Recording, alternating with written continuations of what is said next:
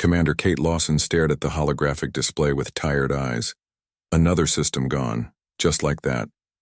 The Altarian homeworld, with its floating cities and coral reefs that stretched for thousands of miles, was now nothing but dust and echoes.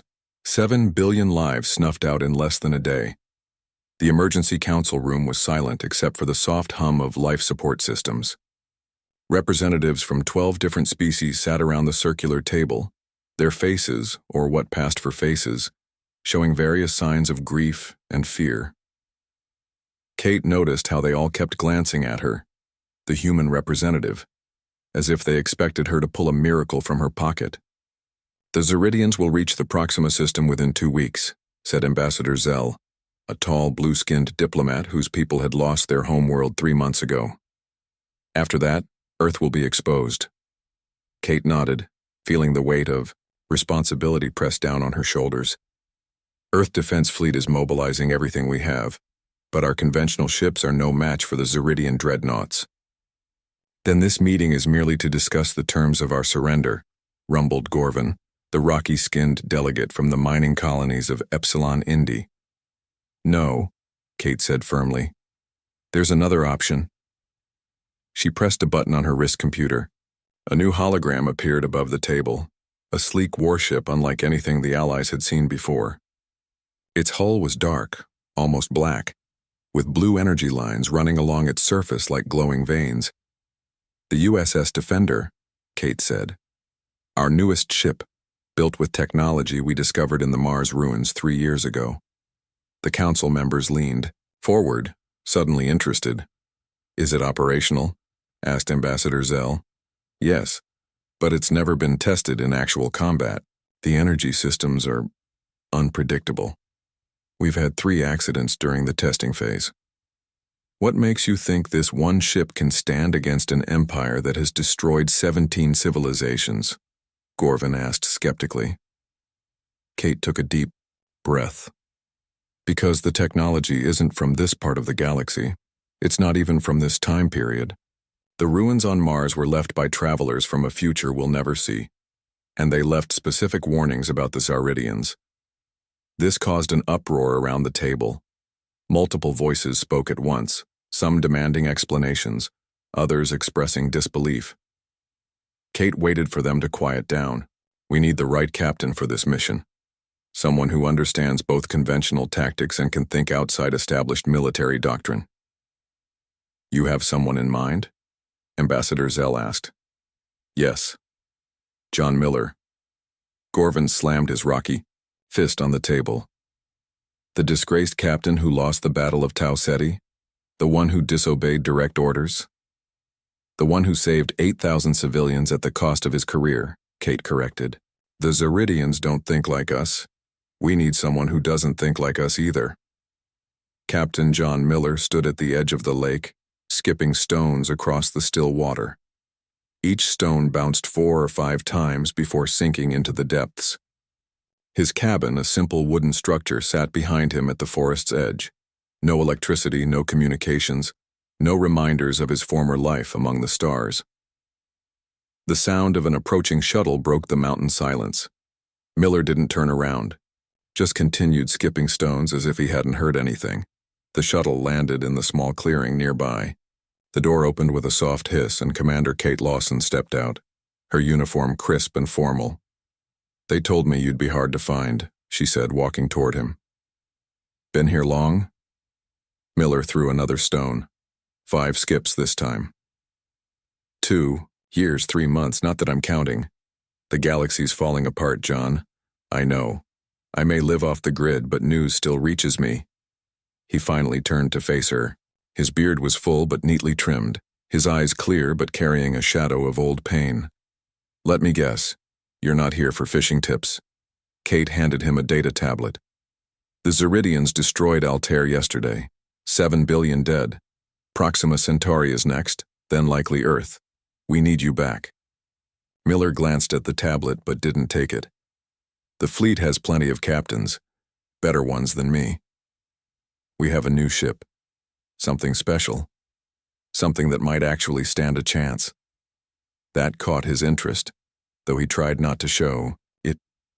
What kind of ship? The kind built with technology we barely understand. The kind that needs a captain who can improvise when the manual falls short.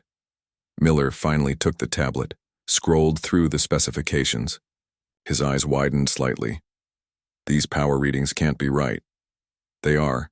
The ship can generate more energy than a small star when the systems are fully powered.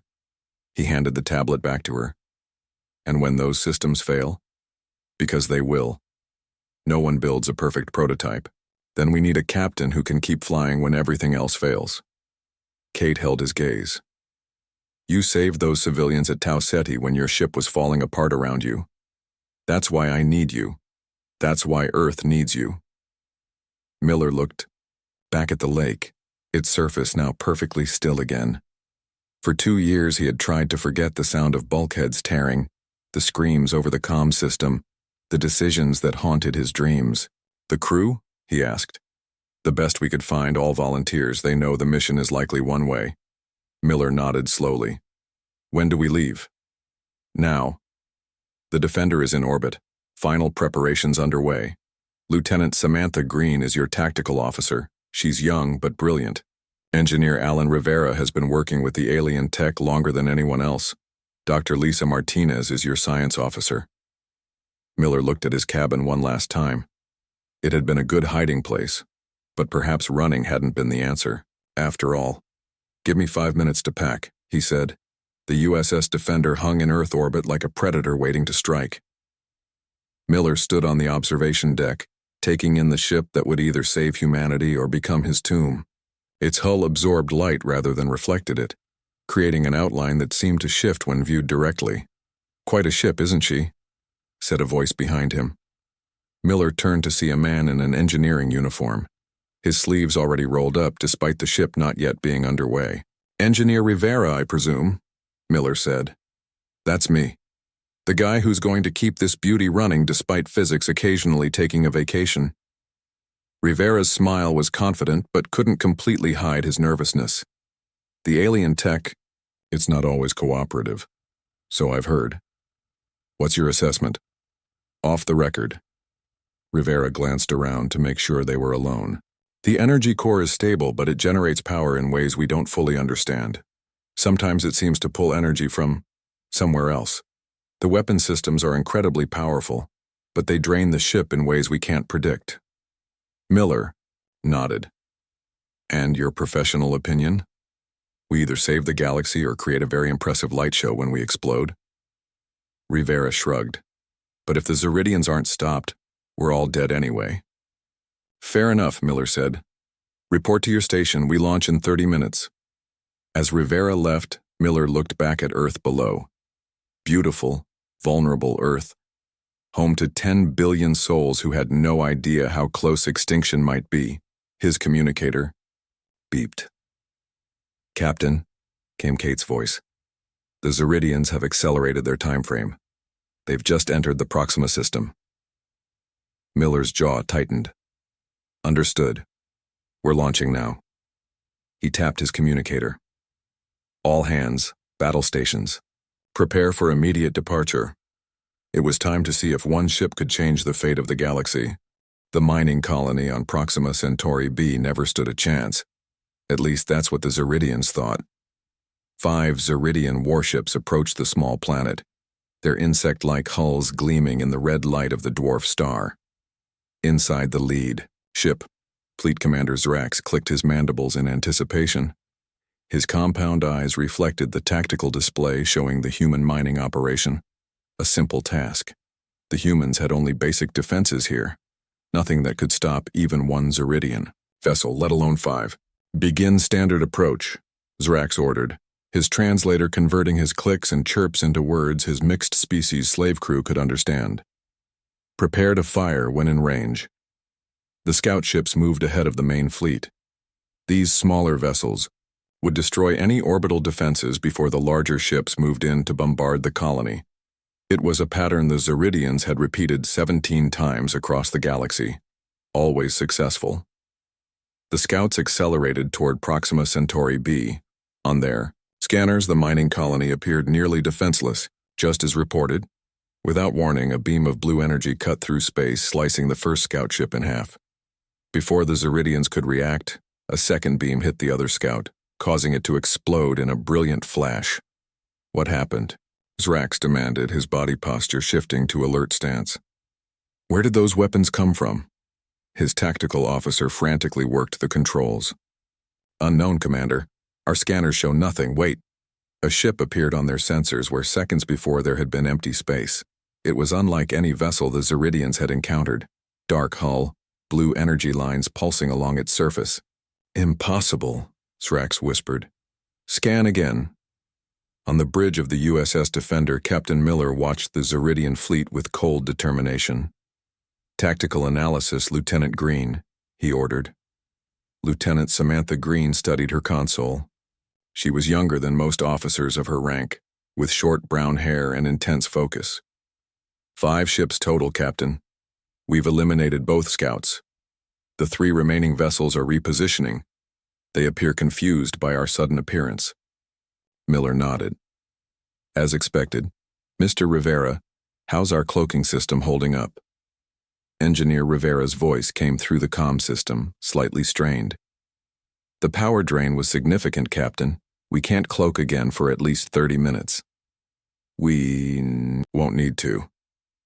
Dr. Martinez, what can you tell me about their weapons? Dr. Lisa Martinez, the ship's science officer, looked up from her station. Energy-based, similar to our own but less focused. The interesting thing is that they all pulse, at exactly the same frequency. It's as if they're synchronized somehow. Miller considered this information. Lieutenant Green, can our shields be calibrated to that exact frequency? Green's fingers flew over her console. Yes, sir. But why would we? Her eyes widened as she understood. You want to reflect their energy back at them. Precisely, Miller said. Let's use their own weapons against them. On the Zeridian command ship, Zrax watched in disbelief as the human vessel made no attempt to retreat. They are either brave or foolish, he said to his second-in-command. No matter. Open fire with all weapons. Destroy them. The 3 Zeridian warships fired simultaneously, sending pulses of green energy toward the Defender. The human ship made no evasive maneuvers, allowing the energy blast to hit its shields directly. Instead of dissipating against the shields, the energy seemed to be absorbed. Then, to the Zeridians' shock, the human vessel redirected the energy back toward them, hitting one of the warships with its own attack. The Zeridian ship's hull cracked from the impact. Impossible, Zrax screamed. Adjust weapons frequency. Fire again. On the Defender, the bridge crew felt the ship shudder as it redirected the energy attack. Shield status? Miller asked. Holding at 82%, Green reported. But that took a lot out of them. We can maybe do that trick once more before we need to. Switch tactics. Miller studied the Zeridian formation.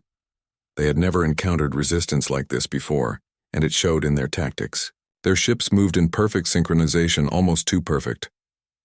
Lieutenant Green, have you noticed how their ships move? He asked. Green nodded eagerly. Yes, sir. There's no variation between them. It's like they're all controlled by the same mind.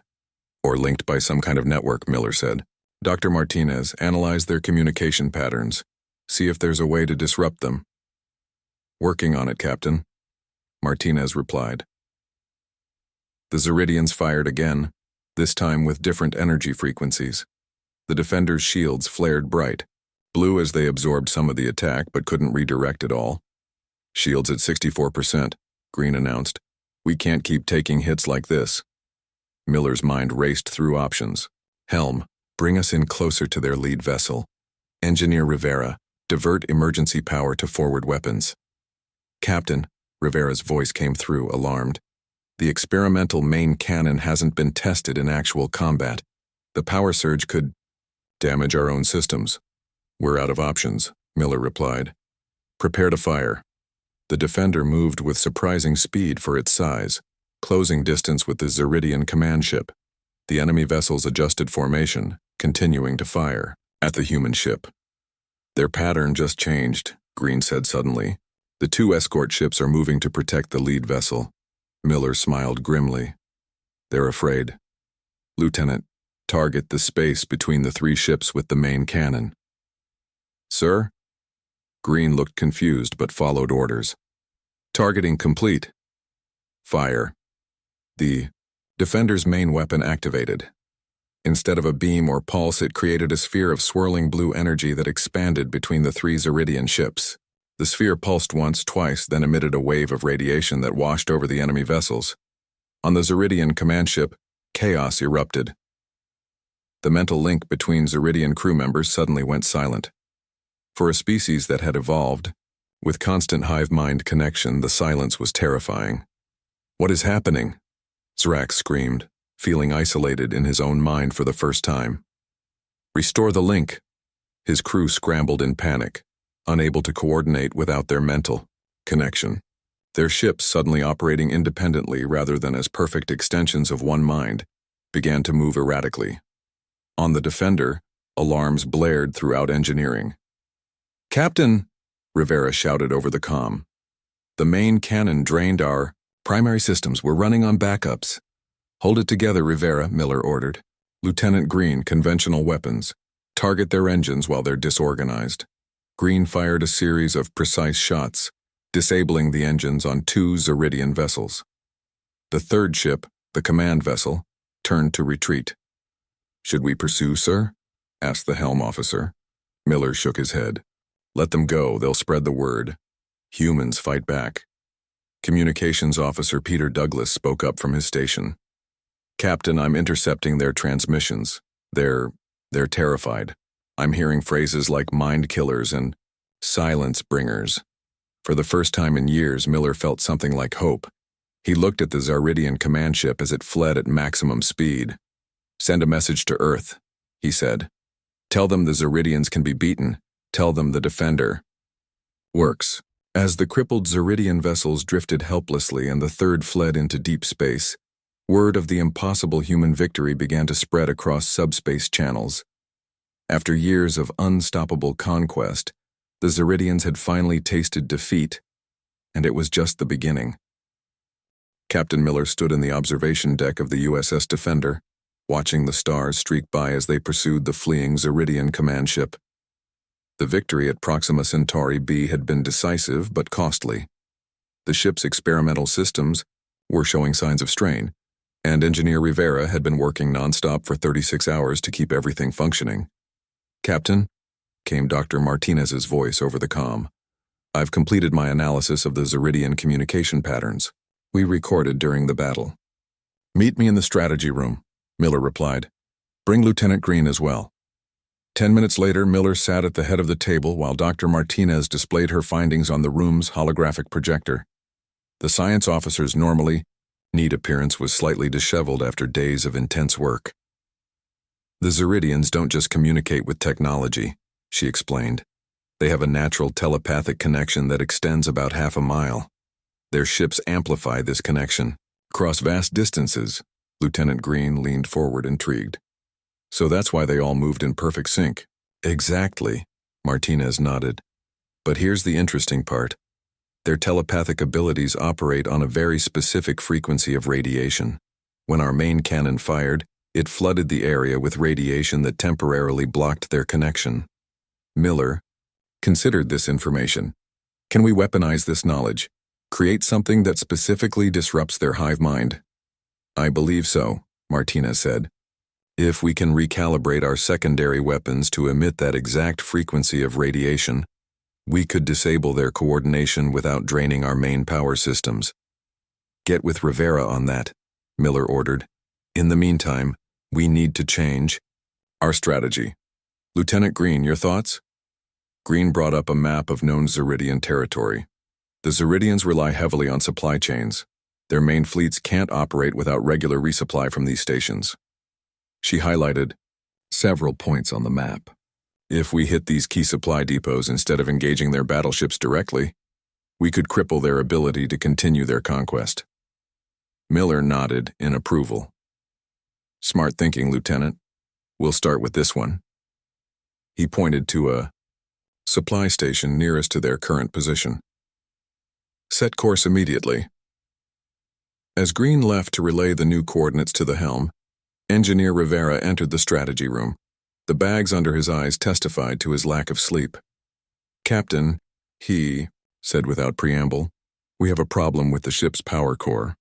The battle strained it more than we anticipated. If we push it too hard again, I can't guarantee stability." Miller frowned. "How bad is it?" "Bad enough that I'm concerned," Rivera replied, which from the usually confident engineer was an alarming statement. "The alien technology wasn't designed to work with our systems. Every time we fire the main cannon, the integration points between human and alien tech degrade. Can you fix it?" "Temporarily, yes, but we need a more permanent solution if we're going to survive multiple engagements." Miller dismissed them to their tasks and returned to the bridge. Communications Officer Peter Douglas was waiting for him with an unusual expression on his face. "Sir, I've been analyzing the Zeridian transmissions we intercepted," Douglas said. "I think I've translated enough of their language to understand their basic communications." "And?" Miller prompted. "They're afraid of us, sir. Specifically, they're afraid of the Defender. They're calling us the Silence Bringer." Miller raised an eyebrow. "Poetic for insects." "That's not all," Douglas continued. "I've intercepted orders from their high command. They're redirecting ships from 3 different conquest fronts to deal with us." "That's the idea, officer. Draw their attention away from civilian targets." "Yes, sir, but the scale. They're taking this very seriously. Almost like they're panicking." Miller considered this as he settled into the captain's chair. An enemy in panic could be dangerous, but it could also make mistakes. For 3 days, the Defender traveled deeper into unexplored space, following the retreat path of the Zeridian command ship. Lieutenant Green used the time to train the crew on her new battle strategies, while Dr. Martinez and Engineer Rivera worked to develop the radiation weapon. On the 4th day, they reached the first Zeridian supply depot. "Scan the station," Miller ordered as they maintained position just outside sensor range. "It's heavily defended, Captain," Green reported. 2 warships and numerous automated defenses." "Any civilian or slave species detected?" Green checked her readings.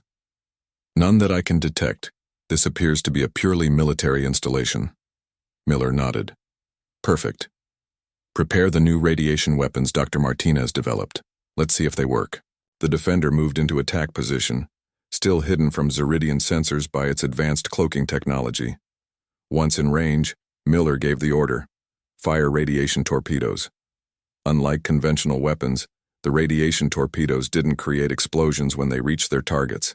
Instead, they released clouds of carefully calibrated radiation that spread quickly throughout the Zeridian ships and station. On the Zeridian vessels, panic spread as quickly as the radiation. Warriors lost connection to the hive mind. Officers couldn't coordinate responses, and systems requiring multiple operators suddenly had crews working at cross purposes. "It's working," Green said excitedly. "Their defense systems are shutting down. Their ships are moving erratically." "Now, conventional weapons," Miller ordered. "Disable their engines and weapon systems only. I want their supply depot intact." The WoW Defender fired precise shots that crippled both Zeridian warships without destroying them. Then they approached the supply station itself. "Sir," Douglas called from his communication station. "We're receiving surrender signals from the station." Miller blinked in surprise. "Surrender? The Zeridians have never surrendered before." "It's not the Zeridians, sir," Douglas clarified. "It's the station's slave crew. With the Zeridians incapacitated, they've taken control." This was an unexpected development. Miller ordered a boarding party led by Security Chief Frank Collins to secure the station. They returned 2 hours later with valuable intelligence and supplies. "The slaves told us everything," Collins reported. "This station was supporting operations in 3 nearby star systems. Without it, those Zeridian fleets will be stranded within weeks." Miller nodded. "And they gave you the locations of other supply depots?" "Yes, sir. 5 more within range of our ship. The next 2 weeks saw the Defender striking quickly and efficiently at Zeridian supply lines. They'd developed a pattern: disrupt the hive mind with radiation weapons, disable defenses with conventional weapons, then extract intelligence from freed slave crews. After the 3rd successful raid, Dr. Martinez made a breakthrough while analyzing captured Zeridian data. "Captain," she said, rushing onto the bridge with a datapad. "I found it.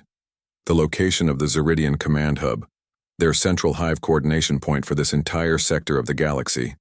The bridge fell silent as Miller studied the information. "If we could hit this," he said slowly, "we could disrupt their operations across hundreds of systems." "Exactly," Martinez agreed. "But sir, according to this data, it's their most heavily defended location. Dozens of warships." Miller looked around at his crew, seeing the determination in their eyes. "Set course for the command hub," he ordered. "It's time to strike at the heart of the hive." What Miller didn't know was that the Zeridians had also been studying their enemy, and they were setting a trap that would test the Defender and its crew to their absolute limits. The USS Defender dropped out of faster-than-light travel at the edge of the Zeridian command hub system. Captain Miller ordered immediate activation of the cloaking system. The massive structure that served as the Zeridian central coordination point hung in space before them, surrounded by what appeared to be a defensive fleet of at least 30 warships. "Full scan," Miller ordered quietly, as if the Zeridians might hear them across the vacuum of space. Lieutenant Green studied her tactical display with growing concern. "Sir, I'm counting 37 warships. That's 3 times what our intelligence suggested." Miller frowned. Something felt wrong. The Zeridians had never concentrated their forces like this before, always preferring to spread out for maximum conquest efficiency. "It's a trap," he said simply. "They knew we'd find this place." Dr. Martinez looked up from her science station. "Captain, the radiation levels in this system are unusual. They're fluctuating in a pattern I've never seen before." Before Miller could respond, Engineer Rivera's panicked voice came over the comm system. "Captain, the cloaking system is failing. Something external is interfering with it." Miller reacted instantly. Evasive maneuvers, shields up. The Defender barely began to move when 3 Zeridian warships that had been hiding behind a nearby moon opened fire. Their energy weapons struck the human vessel before its shields were fully powered. The impact threw Miller from his chair.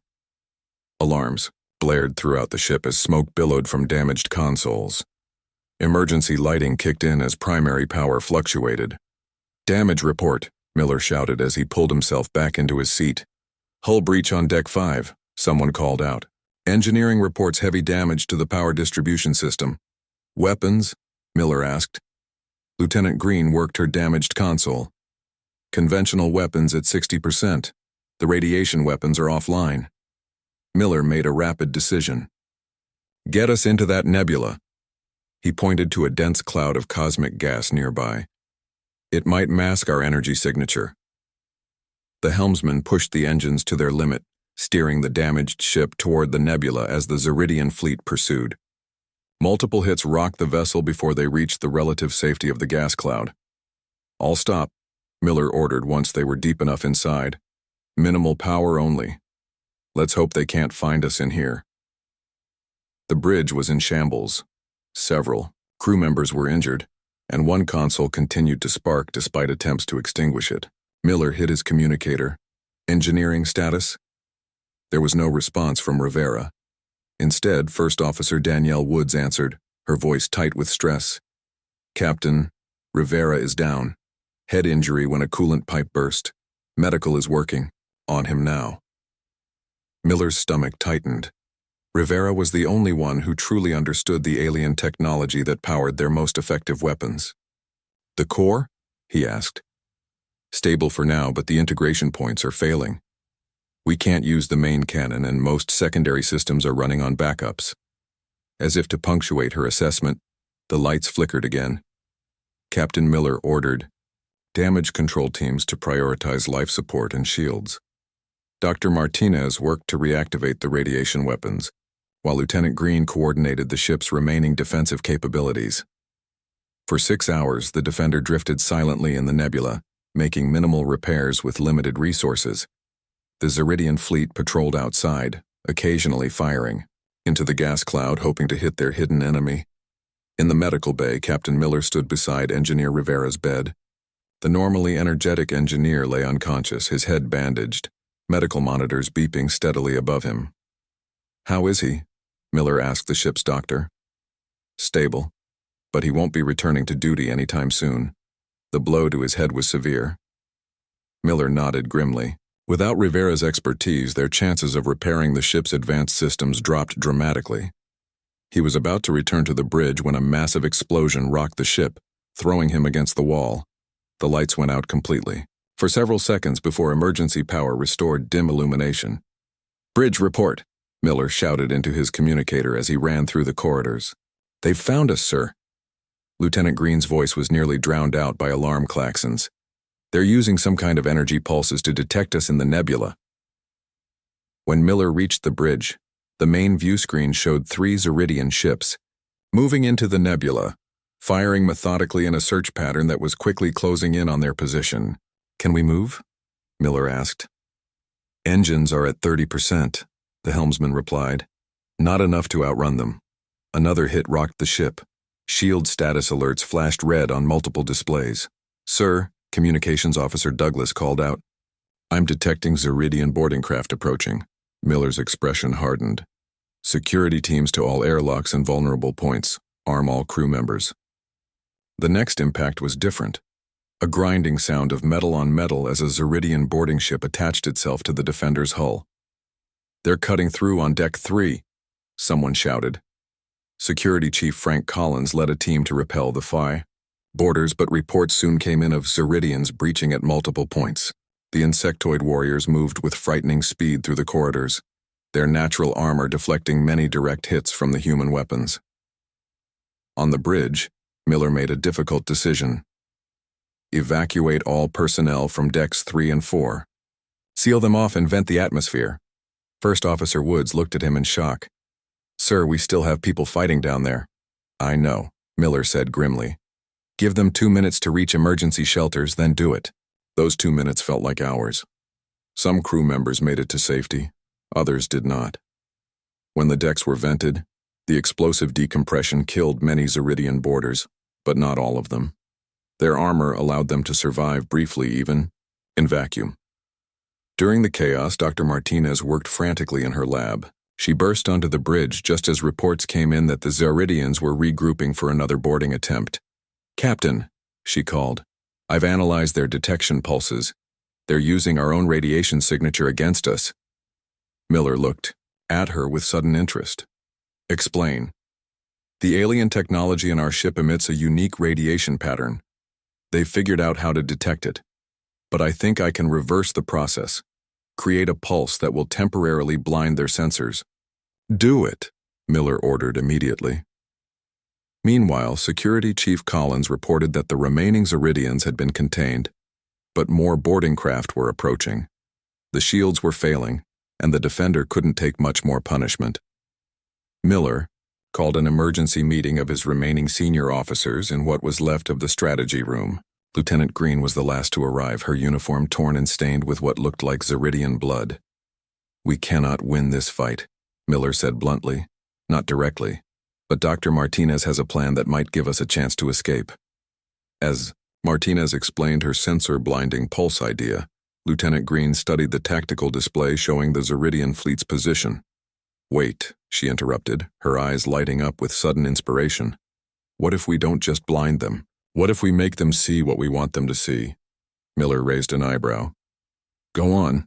If we modify Dr. Martinez's pulse to include false sensor data, we could create ghost images of our ship, make them think we're in multiple places at once." For the first time since the ambush began, Miller felt a spark of hope. But there was a problem. Who can implement this? Rivera is still unconscious. Green and Martinez exchanged looks.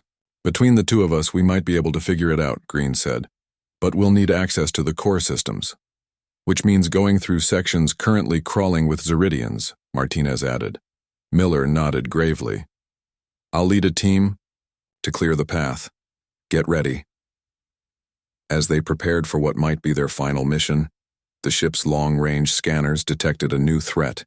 A massive Zeridian dreadnought had just entered the system, heading straight for them. Time was running out for the Defender and its crew. Captain Miller led a team through the damaged corridors of the Defender, their weapons ready as they approached engineering. The ship shuddered continuously as Zeridian vessels fired into the nebula, hoping to land a lucky hit. "Contact!"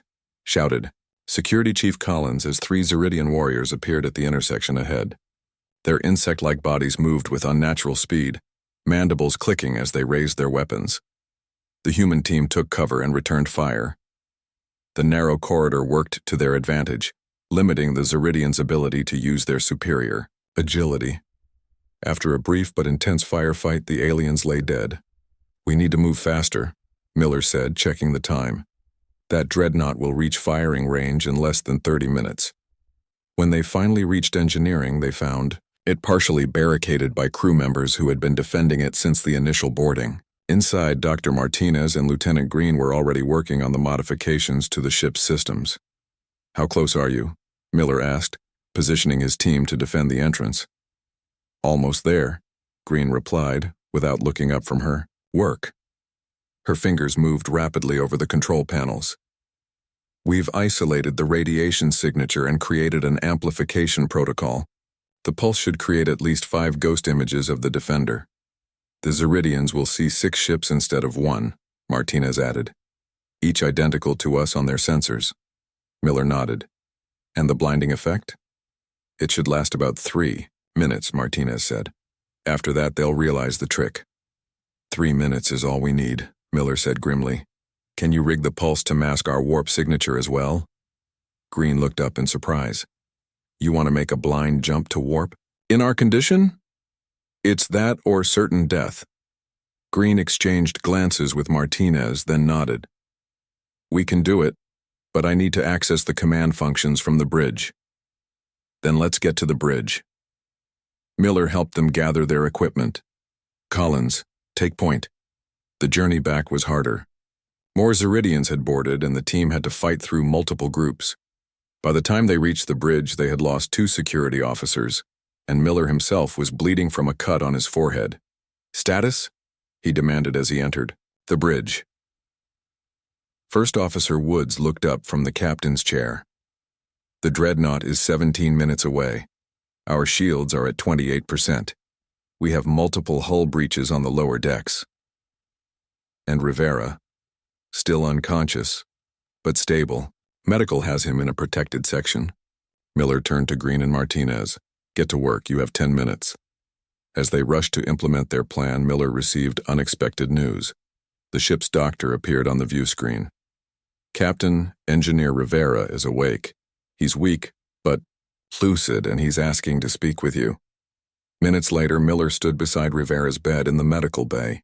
The engineer looked pale and was connected to various monitoring devices, but his eyes were clear. "The Nova Core," Rivera said weakly. "We never told you about it." Miller frowned. "What are you talking about?" "A system we installed but never tested. Too dangerous." Rivera coughed. "It creates an expanding field of that radiation frequency that disrupts their hive mind, much bigger than our weapons can produce." "Why wasn't I informed?" "Command thought it might be a last resort weapon. The problem is it draws power directly from the main core. It could burn out all our systems, maybe even cause a breach." Miller understood immediately. "A suicide option." Rivera nodded slightly. "The activation sequence is in my personal files, authorization code Rivera Omega 7. Back on the bridge, time was running out. Green and Martinez had completed their modifications, but the Zeridian dreadnought was now just 5 minutes away. "The ghost image pulse is ready," Green reported. Miller took his command chair. "On my mark, fire the pulse, then immediate jump. To warp." "Coordinates, sir?" asked the helmsman. "Anywhere but here. Just get us out when the pulse fires." Miller then turned to Communications Officer Douglas. "Access Engineer Rivera's personal files. Authorization code Rivera Omega 7. Find information on something called the Nova Core." Douglas worked quickly. "Found it, sir. It's some kind of massive radiation weapon." "Transfer control." "To my station," Miller ordered. Then he addressed the entire bridge. "If our ghost image trick doesn't work, I'm going to activate this Nova Core. It's untested and potentially dangerous to us, as well as the enemy. First Officer Wood stepped closer. Sir, if it's that dangerous, then I'll be the only one to stay behind, Miller finished. The rest of the crew will evacuate in the survival shuttles during the confusion. A shocked silence fell over the bridge. That won't be necessary, sir, Lieutenant Green said firmly. My plan will work. Miller nodded, hoping she was right. 30 seconds to pulse. All hands brace for emergency warp jump. As the seconds counted down, the massive Zeridian dreadnought appeared on their view screen, flanked by smaller warships. It was an intimidating sight. A vessel 5 times the size of the Defender, bristling with weapons. Now, Miller ordered. The pulse fired, creating a brief flash of energy that expanded rapidly through the nebula. On Zeridian scanners, what had been one damaged human vessel suddenly appeared as 6 identical ships, each seemingly preparing to attack in different directions. The Defender shuddered as its damaged warp drive engaged. Space distorted around them as they accelerated away. From the trap, it worked, Green exclaimed. They're splitting their forces to chase the ghost images. But their celebration was premature. The ship's warp field began to destabilize almost immediately. We can't maintain warp, the helmsman shouted. Drive is failing. They dropped back to normal space, far enough from the nebula to see stars again, but not nearly far enough to escape the pursuing Zeridians. They'll find us soon, Wood said quietly. Miller looked down at the Novacore controls now displayed on his terminal. Prepare survival shuttles, just in case. Then something unexpected happened. Communications Officer Douglas straightened suddenly. At his station, Captain, I'm detecting new ships entering the system. A lot of them. The view screen showed several dozen vessels of various designs dropping out of warp around them. Miller tensed, expecting more enemies. Sir, Douglas said in amazement, they're broadcasting Alliance identification codes. It's the combined fleet of our allies. Commander Kate Lawson's face appeared on the screen. Defender, this is Commander Lawson. When you destroyed those supply depots, you freed thousands of slaves who spread the word that the Zeridians could be beaten. The Alliance voted unanimously to commit all remaining ships. Miller could hardly believe what he was seeing. Ships from a dozen different species all coming to fight alongside the Defender. Your radiation weapon specs were successfully transmitted to Earth, Lawson continued. Every ship here has been equipped with similar technology. The Zeridians' advantage is gone. As the Zeridian pursuers approached, they found not one damaged human vessel, but an entire fleet waiting for them. The battle that followed was short but decisive. The Nova Corps remained unused that day. It wasn't needed, after all. 3 weeks later, a bandaged but recovering Captain Miller stood on the observation deck of the newly repaired Defender, watching Allied ships prepare for the coordinated offensive against the Zeridian home systems. Ready for round 2? Lieutenant Green asked as she joined him. Miller smiled slightly. The Zeridians thought their hive mind made them superior. They never understood that our strength comes from something else. Our differences, our individuality, our ability to think and act independently while still working together. He looked out at the stars. At the beginning of humanity's counterattack against the species that had devastated so many worlds. The galaxy's about to learn what happens when humans decide to fight back, he said quietly, and we're just getting started.